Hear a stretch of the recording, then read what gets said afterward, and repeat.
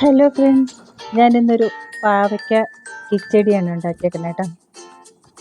ഒരു 20 പേർക്കുള്ള കിച്ചടിയാണ് ഞാൻ ഉണ്ടാക്കിയിട്ടുണ്ട്. അതിന് വേണ്ടിയിട്ട് 4 പാവയ്ക്ക, ഒരുവിധം വലിയ പാവയ്ക്ക എടുത്തിട്ടുണ്ട്. അത് ഇതുപോലെ കട്ട് ചെയ്തിട്ട് അതിൻ്റെ ഉള്ളിലെ കുരുവൊക്കെ കളഞ്ഞിട്ട് ഒന്നുകൂടെ മുറിച്ചിട്ട് ചെറുതാക്കി നൈസായി അരിഞ്ഞെടുക്കുകയാണ് ചെയ്തത് കേട്ടോ.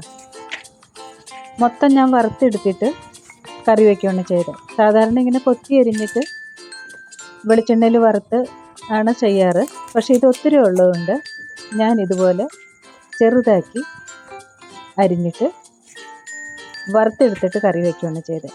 അപ്പോൾ ഇതിൻ്റെ ഉള്ളിൽ കുരുകളൊക്കെ കളഞ്ഞ് ഇതുപോലെ ഒന്നുകൂടി കട്ട് ചെയ്തിട്ട് ഇതുപോലെ നൈസായിട്ട് അരിഞ്ഞെടുക്കുകയാണ് ചെയ്തത്. ഈ 4 പാവയ്ക്ക നല്ല കക്ക പാവയ്ക്കാണ്, അധികം കയ്പൊന്നുമില്ല കേട്ടോ.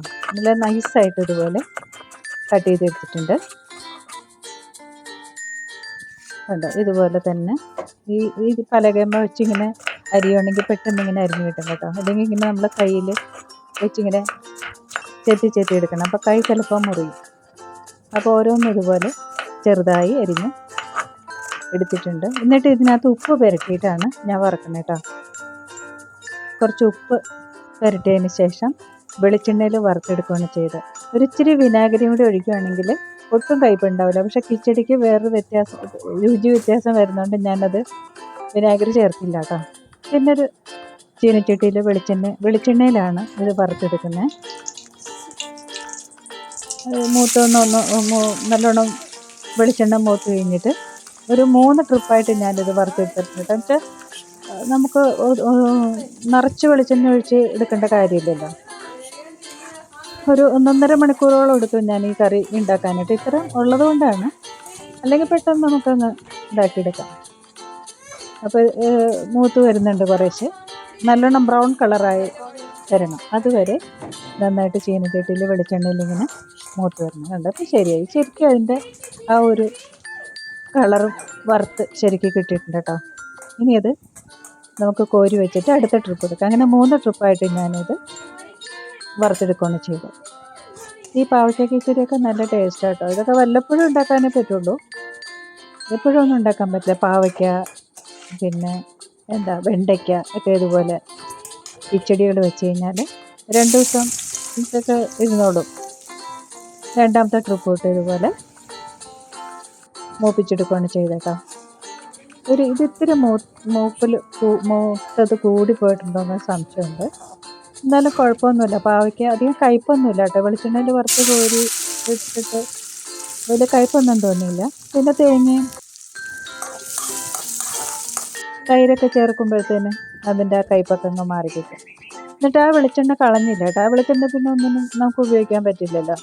കുറച്ച് വെളിച്ചെണ്ണ കൂടി ഒഴിച്ചിട്ട് നന്നായിട്ട് കടുക്, ഒരു 1.5 ടീസ്പൂൺ കടുക് ഇട്ടിട്ടുണ്ട്. പിന്നെ കുറച്ച് കൊല്ലമുളക് കട്ട് ചെയ്തിട്ടതിന് ശേഷം, ഇത്രയും കൊല്ലമുളക് ഇട്ട ഒരു ഭംഗിയുമാണ്. പിന്നെ അത്രയും ക്വാണ്ടിറ്റി ഉണ്ടല്ലോ. പിന്നെ പച്ചമുളക് ഇതുപോലെ അരിഞ്ഞ് വെച്ചിട്ടുണ്ട്. ഇതിൻ്റെ കൂട്ടത്തിലാണ് നമ്മൾ ഈ പാവയ്ക്കയും കൂടി ഇട്ട് വറുത്തെടുക്കുന്നത്. അപ്പോൾ ഒത്തിരി ഉള്ളത് കൊണ്ട് പാവയ്ക്ക വേറെ വറുത്തെടുക്കുകയാണ് ചെയ്തേട്ടോ. അപ്പോൾ ഈ പച്ചമുളക് ചെറുതായി അരിഞ്ഞതും കറിവേപ്പിലയും കൂടിയിട്ട് നല്ലോണം മൂപ്പിച്ചതിന് ശേഷം ഈ പാവയ്ക്ക ഉണ്ടല്ലോ, അപ്പോൾ ആ പാവയ്ക്ക നമ്മളൊന്ന് ഉടച്ച് കൊടുക്കണം, ഒന്ന് ഇച്ചിരി പൊടിയാക്കി കൊടുക്കണം. ഏകദേശം മൂത്ത് വന്നിട്ടുണ്ട്. ഇനി ഈ പാവയ്ക്ക വറുത്തതും കൂടി അതിനകത്തേക്ക് ഇട്ടിട്ട് നല്ലോണം ഇളക്കി. പിന്നെ ഞാൻ ഇതിനകത്ത് നാളികേരം ഒരു നാളികേരം എടുത്തിട്ടുണ്ട് കേട്ടോ. നല്ലോണം അരച്ച് പച്ചമുളകും ചേർത്ത് അരച്ചിട്ട് ഒരു കവർ തൈരുണ്ടല്ലോ അതും കൂടി ചേർത്ത് റെഡിയാക്കി വെച്ചിട്ടുണ്ട്. അത് ഇതിനകത്തേക്ക് ഒഴിക്കാം. ഇത്രയേ ഉള്ളൂ, പെട്ടെന്ന് തയ്യാറാക്കി കഴിയാം കേട്ടോ. പിന്നെ ഇതിനകത്ത് ഇത് തിളയ്ക്കൊന്നും വേണ്ട. ഇതിൻ്റെ ആ ചൂട് കൊണ്ട് ആ ഒരു ആവി വരുമ്പോഴത്തേന് നമുക്ക് വാങ്ങാം. നല്ല ടേസ്റ്റി ആയിട്ടുള്ളൊരു പാവയ്ക്ക കിച്ചടി റെഡി ആയിട്ടുണ്ട്. ഞാൻ പറഞ്ഞല്ലോ, ഇന്ന് ഞങ്ങളുടെ കുടുംബശ്രീയുടെ ഓണാഘോഷത്തിൻ്റെ പരിപാടിയായിട്ട് ഞാൻ പാവയ്ക്ക കിച്ചടി ഉണ്ടാക്കി എടുക്കുകയാണ് ചെയ്തത്. അപ്പോൾ അതൊന്ന് ഷെയർ ചെയ്യാമെന്ന് വിചാരിച്ചു കേട്ടോ. നല്ല ടേസ്റ്റി ആയിട്ടുള്ളൊരു പാവയ്ക്ക കിച്ചടി ഇഷ്ടമായെങ്കിൽ ലൈക്ക് കമൻറ്റൊക്കെ ചെയ്യണേ.